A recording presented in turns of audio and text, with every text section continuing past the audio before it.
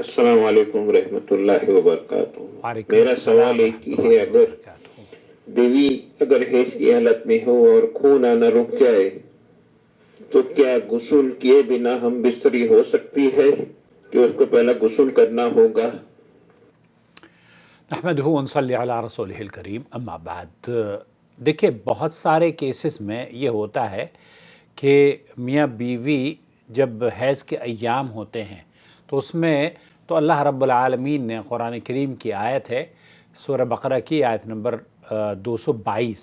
اگر آپ اس کا مطالعہ کریں گے تو اللہ تعالیٰ اس میں بالکل صاف الفاظ میں یہ فرماتا ہے، آپ سے حیض کے بارے میں سوال کرتے ہیں، وَيَسْأَلُونَكَ عَنِ الْمَحِيضِ قُلْ هِيَ أَذًى فَاعْتَزِلُوا النِّسَاءَ فِي الْمَحِيضِ، کہ آپ کہہ دیجئے کہ وہ گندگی ہے حالت حیض میں، عورتوں سے الگ رہو، ان کے ساتھ، عورتوں سے، اپنی بیویوں سے حیض کے ایام میں مباشرت نہیں کرنی چاہیے۔ یہ اللہ تعالیٰ کا حکم ہے۔ جو کوئی بھی اس کام کا مرتکب ہوا اسے چاہیے کہ اللہ تعالیٰ سے توبہ اور استغفار کرے اور اپنے اس گناہ کی بخشش طلب کرتے ہوئے اس سے توبہ کرے، اور اس سے اس کا کفارہ بھی اہل علم نے ایک یا آدھا دینار صدقہ اس کو کرنا چاہیے، اور یہ احادیث میں اس کا ثبوت بھی ملتا ہے۔ ابن عباس رضی اللہ تعالیٰ عنہما بیان کرتے ہیں کہ رسول اکرم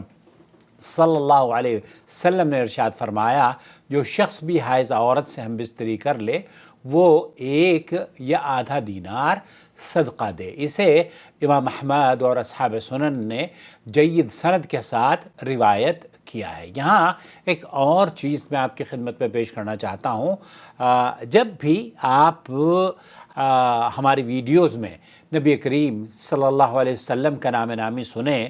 تو درود صلی اللہ علیہ وسلم ضرور دہرا لیا کریں، آپ کے اوپر اللہ کی برکتوں کا نزول ہوگا باذن اللہ تعالی۔ لہذا آپ 1 یا آدھا دینار جو بھی صدقہ کر دیں وہ کافی ہوگا۔ کسی کے لیے یہ جائز نہیں کہ وہ بیوی سے حیض کا خون ختم ہونے اور غسل کرنے سے قبل جماع کرے، اور اس لیے کہ اللہ تعالیٰ قرآن کریم میں یہی فرماتا ہے، اور تم ان کے قریب نہ جاؤ جب تک کہ وہ پاک اور صاف نہ ہو جائیں۔ اللہ تعالیٰ نے حائضہ عورت یا حائض عورت سے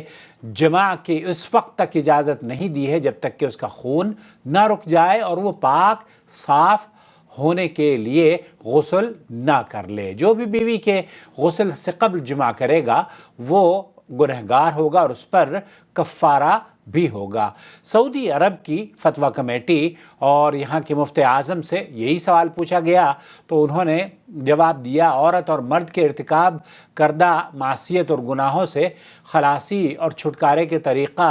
انہوں نے بتایا کہ اسے اگر اس طریقے سے وہ جماع کر لیں کہ غسل سے پہلے جماع ہو گیا ہے تو انہیں صدقہ کرنا چاہیے۔ اس لیے آپ پر ضروری ہے کہ آپ نے جو آیت میں اللہ تعالیٰ نے نہیں یا اس کی ممانعت فرمائی ہے اس پر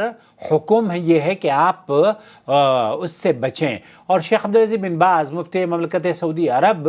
نے اس سلسلے میں جب ان سے پوچھا گیا تو انہوں نے کہا لا ما یجوز۔ شیخ بن باز کی آواز میں آپ کو سنواتا ہوں، امید ہے کہ آپ تک پہنچ جائے گی۔ فَإِذَا تَطَهَّرْنَ فَأْتُوهُنَّ، اللہ تعالیٰ قرآن کریم میں یہی فرما رہا ہے کہ جب وہ پاک ہو جائیں، حتیٰ تطہر،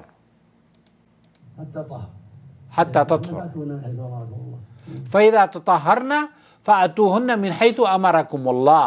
یہاں جب وہ پاک اور صاف ہو جائیں غسل کر لیں۔ اہل علم نے اس سلسلے میں یہی بیان دیا ہے کہ جب وہ غسل کر لیں پھر آپ فَأْتُوهُنَّ مِنْ حَيْثُ أَمَرَكُمُ اللَّهُ، تب آپ ان کے ساتھ ہم بستری کر سکتے ہیں وہاں سے جہاں کہ اللہ رب العالمین نے آپ کو اجازت دی ہے۔ اگر اس نے غسل سے پہلے جماع کر لیا تو کیا ہوگا؟ یہاں اگر اس نے غسل کیا کرنے سے پہلے ہم بستری کر لی ہے تو پھر یلزمہا کفارہ، تو پھر اس کے اوپر اس کپل کے اوپر کفارہ ہے. اور انشاءاللہ تعالی میری ویورز کے لیے ویڈیو میں جو بہت تفصیل سے میں باتیں آپ کی خدمت میں شیئر کرتا ہوں، امید ہے کہ آپ کی سمجھ میں آتی ہوں گی، اور اگر آپ اس سے علم حاصل کر رہے ہیں تو براہ کرم لائک ضرور کریں، اور اپنے حلقے میں اس طرح کی ویڈیوز کو اپنے گروپس میں، اپنے سوشل